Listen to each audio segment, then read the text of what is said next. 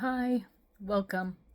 It's time for my town hall, or not town hall anymore, sorry, campaign update for this week. And my name is Susan Maud Buchser-Lochocki. I am a presidential candidate from the 2024 presidential election, and I have a lawsuit pending with the Supreme Court. Sorry, I have an itch. I have a lawsuit pending with the Supreme Court, and I'm waiting to hear from them about it and how we go forward. So, because I am seemingly being ignored by my lawsuit, I think I kind of finally think I know where I am, or where it is, or what's going on. So, as a woman, I don't like men deciding how I get to live my womanly life and what I can do with my body and what I cannot do. And so far, men have been really telling women what to do with their body since I've been around and even before that. And, as a woman, I know I don't like it. And when I talk to other women, they don't like it either. And one of our most womanly things that we can do is decide to have a child or not. And it's also to decide if we want to get married or not. And it's also to decide if we want to take money, if we perform sexual acts. And so all these things have to do with things that we do. We also have the right to decide if we want to be nurturers and take care of family and children and whatnot, or we can decide not to and do other things. And so, in a lot of what I said, women have the choice to make choices, but in a lot of it has been dictated by different governments, and before that by religion. And a lot of religions, the man is the head of the household, and in most governments still the man is the head of the government. And so, being on this side of the argument, having my natural instincts of being a female chosen for me, what I get to do, is a little bit unacceptable as a human being and as a woman, as a female. I should have complete control over what I choose to do with my body at any time. Men have that, and so I should too. And especially I should because I'm an atheist. So I don't have this fear of God issue. And I don't have any good book telling me what I can and cannot do. I have my own common sense to use, and I use it. But this now, I'm going to switch circles and go, as a man, the most manly thing, masculine thing that men do is defend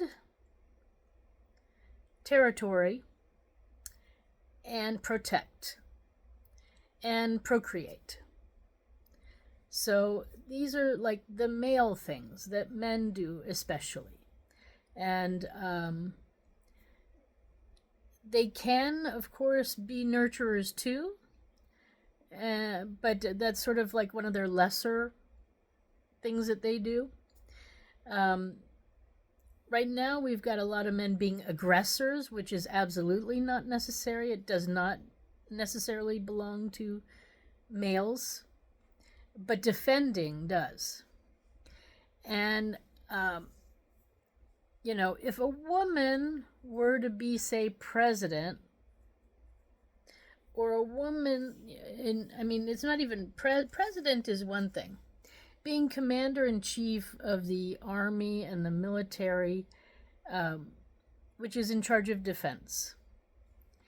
And, I can see men having a problem with certain women being in charge in that department. Because we are not men. We don't understand the male instinct to defend and protect as much as men do. Now, I'm not going to say, I don't want to really separate this into a male-female thing, but we do have to identify that there is a heavy amount of male that goes in one direction and female that goes in the other. And some jobs are just not transferable. Men, okay, they can have a womb put into their bodies, and they can have a baby. It's true. But it's not really the same as being a woman, having a lifelong period, and then getting pregnant, and then having a growing life inside of you and everything. So, I think, and then for women to be really territorial of a whole location or a home is also sort of two different things. But I think what I'm getting at is, I think part of the problem of not wanting a female in charge of, we'll say, the military, because that's what a commander-in-chief is, in charge of the military. I can understand it. It's like trying to put a man in charge of this has been already happening.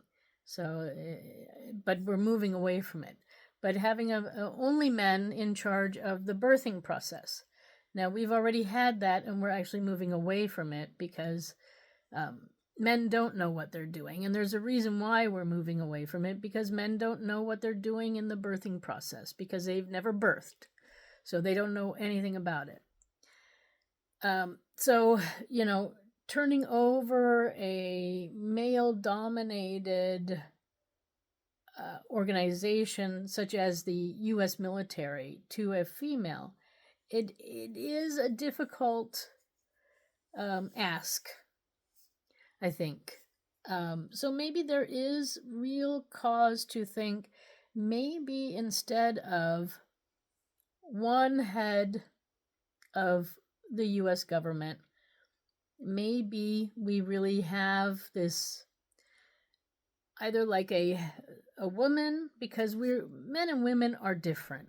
We are different. And I enjoy the differences. So viva the differences. But we work differently, we think differently, and we do a lot of things differently. So it's just best to have maybe a president of the men and a president of the women.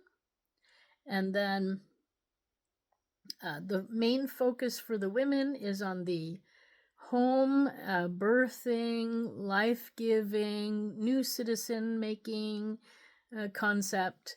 And the other, for men, it's more defense and protecting and strength and building.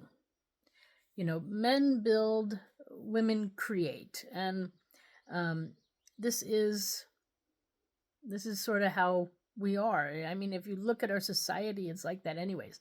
Yes, there are people that cross over, and yes, there are people in the middle, and there are some who can create and build, and there are some who can only create or build that are in the middle. But I think in general, I think we need to, we're frustrated. We women are frustrated because men seem to think that they know the best way to birth a baby and all of this. And I think that we are doing it completely wrong. I think that we should be actually enjoying it. And so, I think we need to maybe get really men out of the birthing process, because they know all about making the baby, creating the life energy that eventually develops into a human being, but they don't know about birth. They can study it, but they don't really know about it.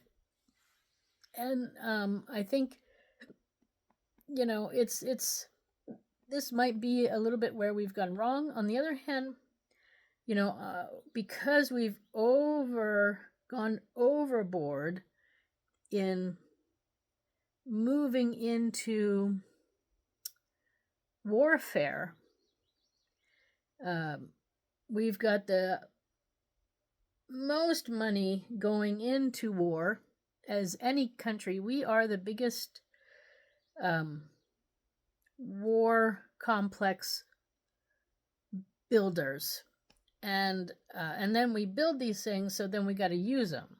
And this is where we're really going wrong, because we don't need to go around and be aggressive. So this side of the masculine, we can really tone down and become more neutral and defense rather than attacking. So anyway, this is something I've been thinking about since a couple of days with, maybe it's really, after reading the Declaration of Independence, I guess, I got really inspired, because it's our duty to change and abolish systems that are not working. And our systems are not working. And so that's where this inspiration is coming from. And, I've been kind of questioning, revolution. Should I really call up the military and try to change things physically that way? And, I am a female, so I just don't do it that way. And so I do it the female way. I create, I think. I contemplate, I get ideas, I share my ideas, and I wait for feedback. And so please feedback any thoughts you have on what I just said. But I think we need a president of the men and a president of the women in the United States. And intersex can choose where they fit in, which side that they feel that they belong. And so the fact that we've got, Army, Navy, Air Force, Marines, and now Space Force, then we have Homeland Security, which is a new one too. We have NSA, CIA, FBI, Marshals. I mean, then we have Highway Patrol, state patrols, police, and sheriffs. And I mean, you guys are pretty bad if we need so much protection from you. But the real problem is we don't need that so much protection. Some of that money could be going to nurturing and to creating a happy home life, where if people are born into a happy home, then they don't become so aggressive. And so, we're feeding the wrong animal, actually. And yeah. So, and I think we should move to a more focus on, and I hate to say it, Switzerland, their system is based on different parties. And the parties, in their own spare time, decide who they want to be sort of the head of the party for any year. And so you don't vote for people, per se. You vote for what the party stands for. Is the party based on business? Is it based on religious beliefs? Is it based on science? Is it based on taking care of the planet more? And, there are so many variations. Is it more communistic or socialistic or democratic or authoritative? And so then when you go to vote, you vote on parties rather than on people. And you let the parties pick out who their top person is, and that's the person that will be then the head of whatever department in Washington or in this position in Washington. And so there's less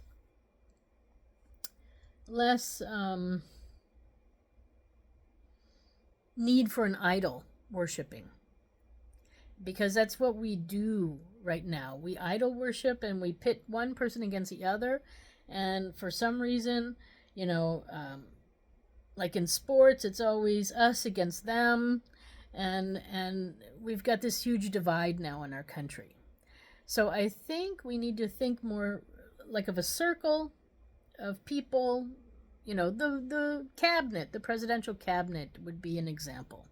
Each one of those jobs has a head, and they report to the council, to the cabinet, to the president, and so it's like a board meeting. And I think that's exactly what we need to focus on, the board rather than on the actual president. So I don't know how, this might be a thing that we just change subtly. We don't need to change it. It won't be like a big change because the structure is already there. We just need to open it up to not just Democrats and Republicans, ultimately. And in fact, because of their past transgressions, I would say we totally get rid of those two parties, abolish them, and start fresh with different parties. So this is something I'm contemplating too. So if you have any feedback about that would be great. I guess this is the new way I'm going to do town halls. So I put out some ideas, and you write in the comments your thoughts on what I say. That would be perfect. And then I can gather some new thoughts together. But yeah, since I read the Declaration of Independence recently, it got me really thinking, so it's my duty to do something, and I'm doing something. And I'm not so far being successful, and I think, like I said at the beginning, I think I know why, and it's because I'm a woman, and I'm even a mom. I'm not competitive, and I don't really like being competitive. I like being a solution finder. And so, yeah, but our country technically does need a mother right now. We are totally broke morally, and we need a mother. But, one solution is, because I think Trump is doing okay with some of his things. I know a lot of people are complaining about the deportations of the illegal people in the U.S., and part of that is because people want to say that these are migrants or these are immigrants, but no, these are illegal people. So they haven't gone through the proper channels to get in. And they're not even asylum seekers. So if they were asylum seekers, that would be something else. But they're not even that. So they're just here, and they get to places and they get help. And, I don't know how they're sliding between the cracks, but they are. And this is not acceptable. We do need to expand our border where we allow healthy immigration to come in. We allow more people from more countries to come in, because we do have low numbers right now that we allow legally to come into our country. So I don't mind having more people coming in from different countries and fitting in and becoming real citizens. But you go through the proper channels. That's my thing. Okay, so I'm already at 19 minutes, so I guess I'll stop here, and maybe I'll make a part 2. I don't know. But I just wanted to get that out there. I'm trying to do my duty and give some ideas on how we can become a better working country for all. Okay, thanks for stopping by. Susan4USA.com. That's Susan, the number 4, USA. Bye for now.